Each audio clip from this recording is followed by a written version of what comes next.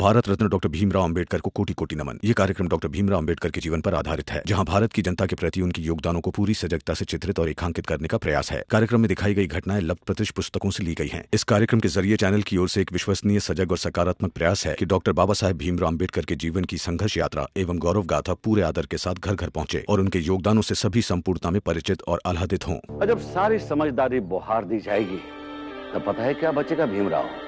बचेगी तेरी जात की औकात और उसका गंवारपन।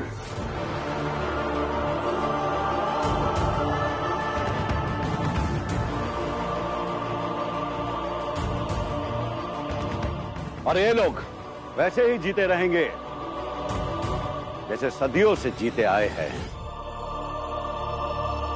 जानवरों की तरह। क्या फायदा हुआ तेरे इतने सारे भाषणों का, पढ़ लिख के सब कुछ बदल देने के वादों का?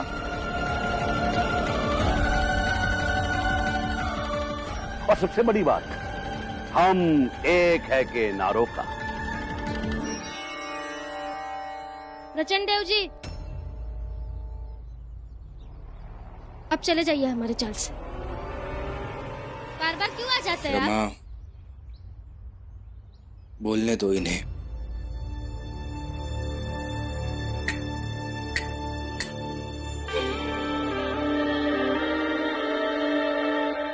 शून्य। शून्य का मतलब समझता है ना तू? तूने अब तक जो कुछ भी किया सब कुछ शून्य। तेरी सारी समझदारी का नतीजा शून्य। तेरी सारी कोशिशों का जोड़ शून्य।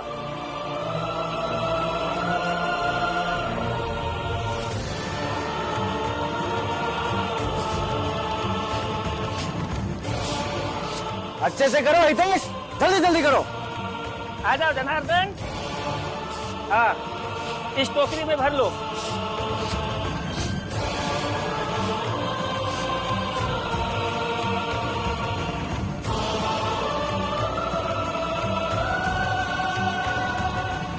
नरोत्तम के घर में जब तेरे चाल के लोग काम कर रहे होंगे ना, तो वहां केवल काम ही नहीं करेंगे बल्कि तेरे सिद्धांतों की धज्जियां उड़ाएंगे भीमराव।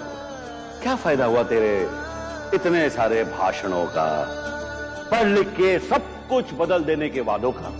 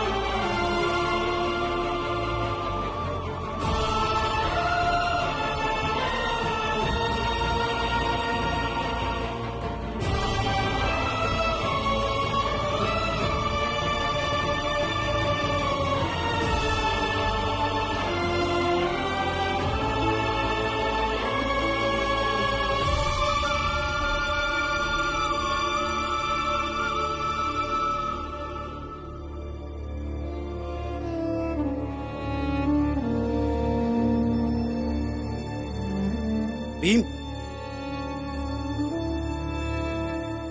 भीम,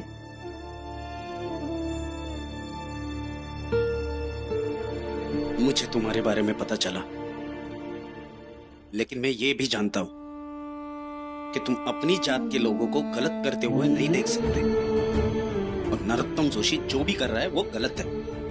नहीं भैया, मेरा अब किसी के भी जिंदगी से कुछ भी लेना देना नहीं है। सबकी अपनी अपनी जिंदगी है, अपने अपने तरीके से जी लेंगे। और मेरा अगर वहां जाना किसी के लिए नुकसानदायक है तो क्यों जाऊं मैं वहां? लेकिन हाँ, आपसे एक बात कहना चाहता हूं। भाभी के साथ आप जो कर रहे हैं गलत है, वो सब मत कीजिए। फिर से वही, देखो भीम, अगर हमारे बीच मेरी पत्नी के अलावा बात करने के लिए और कुछ भी नहीं है तो कल से मैं तुम्हारे सामने नहीं आऊंगा। वो आप तय कीजिए, लेकिन आप जब भी मेरे सामने आएंगे मैं आपकी पत्नी के बारे में बात करूंगा, क्योंकि वो मेरी भाभी है। गलत कर रहे हैं आप, मत कीजिए। अभी अभी तो कह रहे थे सबकी अपनी अपनी जिंदगी है, फिर मुझे क्यों समझा रहे हो? क्यों बता रहे हो कि सही क्या है और गलत क्या है?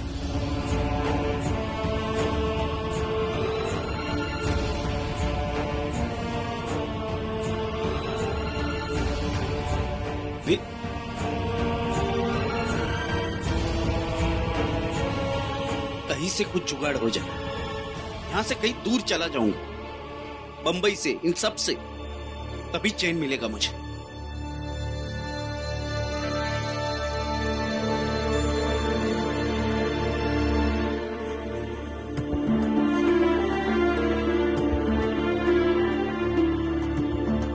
रमा,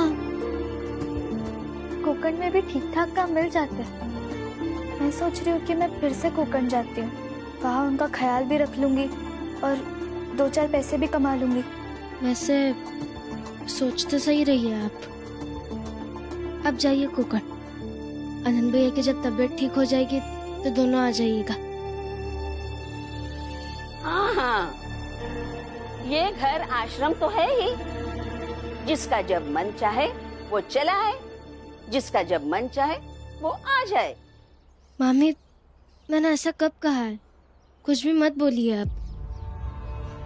अच्छा, फिर कैसे बात करनी है तुमसे? नहीं बताओ, समझाओ हमें। तुम तो बहुत बड़ी हो गई हो। कल रात से दुनिया को समझा रही हो ना कि कैसे अपने बच्चे के साथ क्या कहा था भाभी इसने, दीपक की माँ को? अच्छा हाँ, अपने बच्चे को गुस्से में खाना नहीं खिलाना चाहिए दीपक की माँ। एक सास को अपनी बहू से ज्यादा अपेक्षाएं नहीं रखनी चाहिए, ये भी बता रही थी। तो समझाओ हमें, कैसे बात करनी चाहिए तुमसे? समझाओ। इसमें समझाना ही क्या है आई? बात करने के लिए बचा क्या है? कुछ है क्या बात करने के लिए? लक्ष्मी, ढंग से बात कर। अपने सास से बात कर रही है तू। सास है मेरी, सास है ना मेरी, बताती हो अभी। सास है। दीदी, दीदी, दीदी क्या कर रही है आप? दीदी, काम चोरों, ये इस रफ्तार से काम करोगे? हाँ, वहां साफ कर से। मूर्ख, 4 गुना पैसा मिल रहा है ना? हाँ, ठीक से करो। हाँ,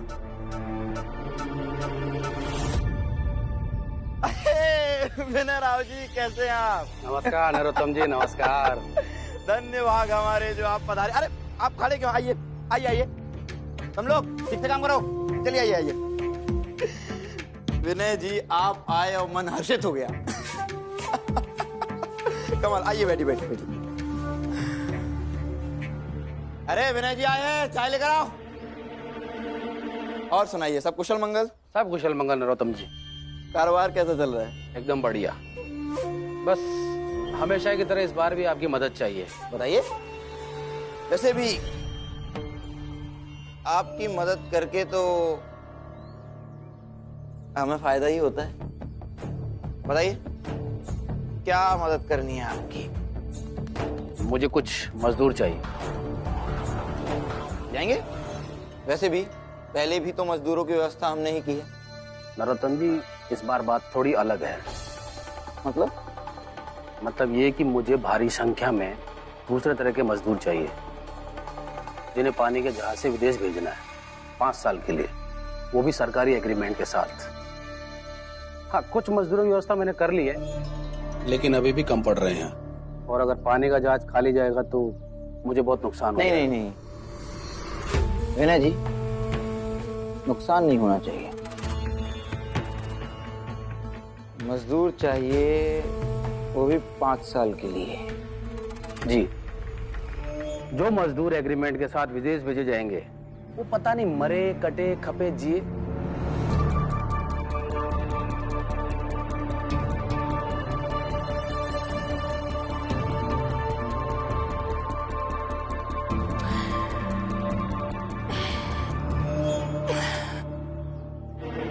मरे जिए कटे या बर्बाद हों,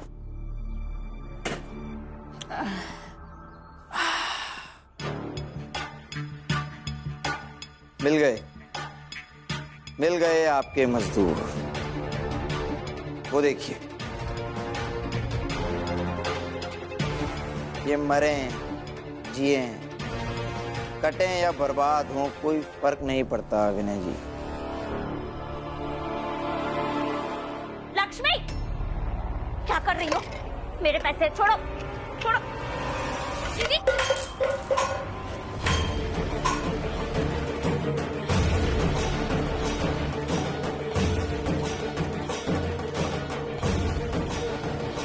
बदतमीज लड़की, ये क्या है? पैसे हैं बिखरे हुए, जिनकी सबसे ज्यादा जरूरत अभी मेरे पति को है। डॉक्टर साहब ने कहा है कि अगर सही समय पर इलाज नहीं हुआ तो उन्हें कुछ भी हो सकता है। रोज सुबह से शाम तक मैं, रमा, भीम भाऊ और बाबा इन्हें जोड़ने के लिए काम ढूंढते हैं, लेकिन जात के नाम पर दुत्कार ज्यादा और काम कम मिलता है। एहसान फरामोश, मदद का हाथ बढ़ाया था मैंने तुम्हारे सामने, दिए थे तुम्हें पैसे। ये लो पैसे, और अभी के अभी कोकण वापस जाओ, पहले आनंद का इलाज कराओ। याद नहीं तुम्हें, तुमने क्या किया था? आपको पता है ना कि अगर इन पैसों से उनका इलाज करवाया, उन्हें पता चल गया तो वो मर जाना बेहतर समझेंगे। ये पैसे रखिए आप अपने पास। याद नहीं, ये ऐसे मेरे हाथ में थमा कर चली गई थी। अगर मेरे पैसों की मदद नहीं चाहिए तो हाथ क्यों लगाया मेरे पैसों को? तो क्या करती? ले लेती आपके ये पैसे, और उन पैसों की मदद से आप मुझे भीम भाऊ और रमा के खिलाफ करने की कोशिश करती है ना? इतनी गिरी हुई नहीं हूँ मैं आई, वो चाल वाले वो होंगे उतने गिरे हुए। चाहिए ना, जाके वो चाल वालों को खरीदिए। उनका ईमान तो इतना बिका हुआ है कि वो इन पैसों की खातिर भीम भाव के खिलाफ आराम से हो जाएंगे। चाहिए जाकर के उनकी प्रतिनिधि बनिए, मेरी नहीं।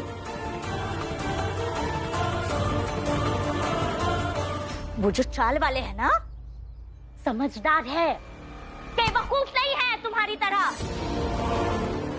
उन्हें अपने परिवार का ख्याल है, उनकी खुशी का ख्याल है, इसलिए मेरे पैसे ले लिए उन्होंने। तुम्हें तो अपने पति की कुछ पड़ी ही नहीं है, इस रमा और भीम के पीछे पीछे फिरती रहती हो, कुछ ध्यान नहीं होता फिर तुम्हारा। पता है तुम्हें इस वक्त तुम्हारा पति किस हाल में है? पता है, मेरे पति है वो, मुझे पता है कि इस वक्त वो किस हाल में होंगे।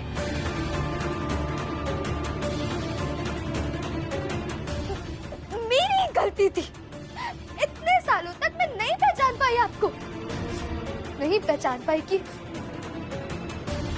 कैसी आई है आप, कैसी पत्नी है, कैसी सास है, और तो और कैसी इंसान है।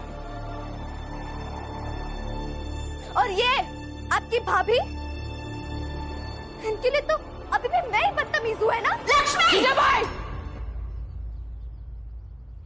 बस बस,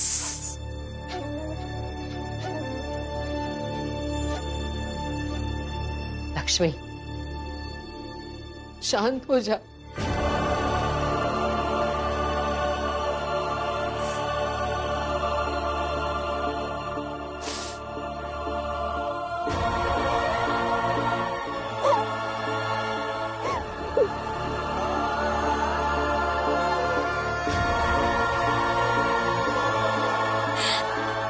मैं सुना बुआ, तो कुछ भी बोलती हूँ, बदतमीज सी लगती हूँ। मैंने कभी कहा नहीं, लेकिन ये घर अब घर नहीं लगता।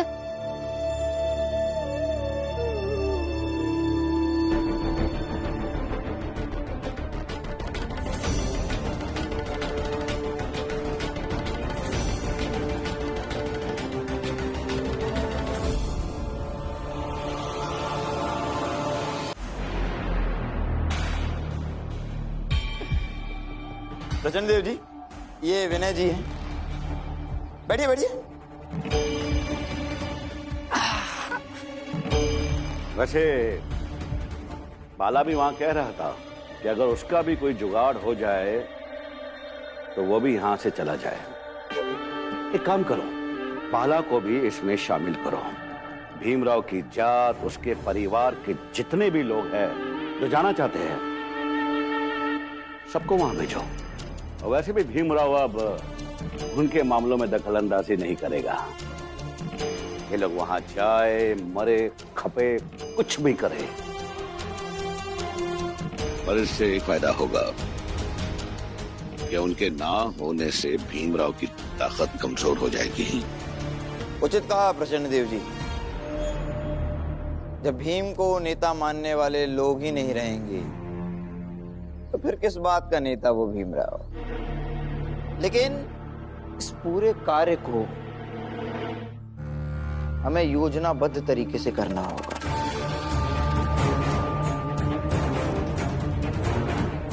मैं इन लोगों से बात करता हूं।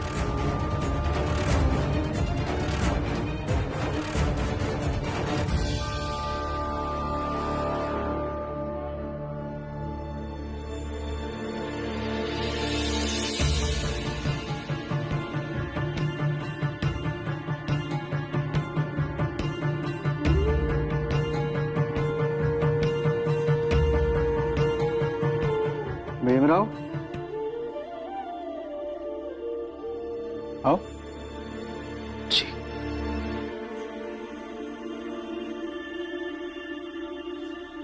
जी सर। बैठो। नहीं सर, मैं ठीक हूँ। बैठो।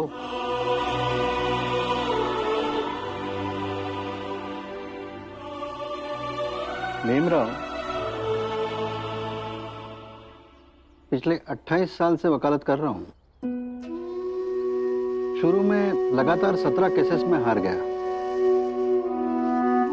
और एक दिन बहुत दुखी होकर मैं अपने सर के पास गया और उनसे कहा कि शायद मैं वकील बनने के लिए बना ही नहीं हूं। दरअसल जब हम जीतते हैं तो हमें मनचाहा परिणाम मिलता है और जब हम हारते हैं तो हमें वो अनुभव मिलता है जो जरूरी है।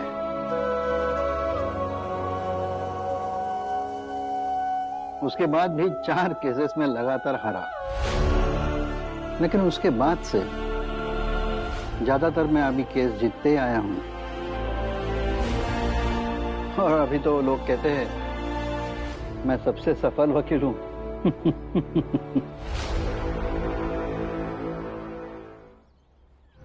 हितेश, जनार्दन, जोकू, फुलिया, कामचोर, मूर्ख, आलसी, ये सब होने के बाद भी किस्मत के धनी हो तुम लोग।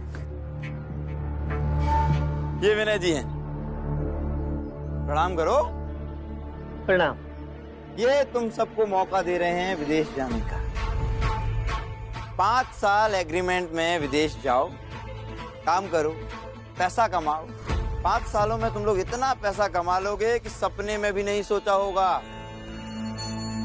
विदेश चल जाओ और बाकी मर्दों को भी तैयार करो। कौन क्या कहता है यहाँ आकर मुझे बताओ, ठीक है?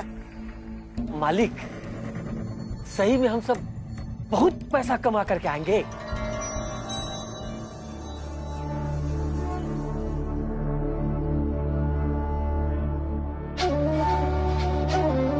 ये लो हितेश, 5 साल वहां काम करके तुम इतना पैसा कमाओगी कि भीख में लड्डू नहीं लेना पड़ेगा, अपने पैसे से लड्डू खा पाओगे। ठीक है मालिक, हम सबसे विचार करके आपको बताते हैं। प्रणाम मालिक। भीमराव, मैं बाला और तेरी जात के लोगों को मजदूरी करने विदेश भेजकर तेरी ताकत को और कमजोर बना दूंगा।